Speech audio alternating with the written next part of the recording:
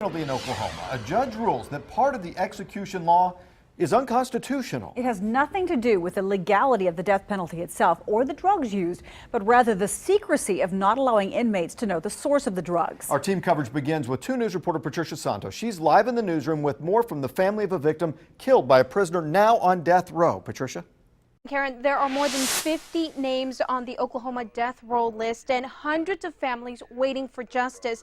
Angie Short has been waiting for 7 years to see justice for her niece, Brooke Whitaker, and Brooke's 7-month-old daughter, Kia. In 2009, Raymond Johnson was sentenced to death for the murders. He recently filed an appeal for a retrial, which may delay his death for a few more years. Short says the judge's ruling today is an insult to the victims and their families.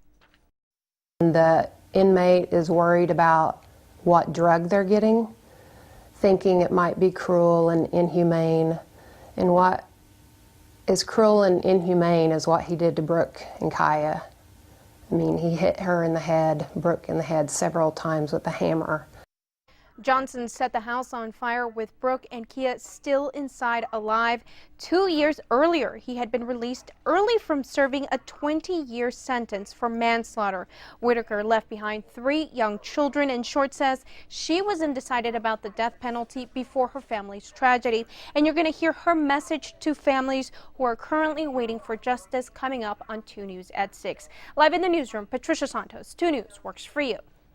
Thank you, Patty. Now, to be clear, today's decision won't overturn death penalty cases. So what exactly does it all mean? 2 News sat down with the University of Tulsa law professor Lynn Inzeroth a short time ago, and she studies, even wrote a book on capital punishment. She believes it may be some time before the state's next execution. I think the death penalty here in Oklahoma is halted, at least for the time being, until this particular issue is resolved. Now, the professor says this is an issue that every state that allows the death penalty may face.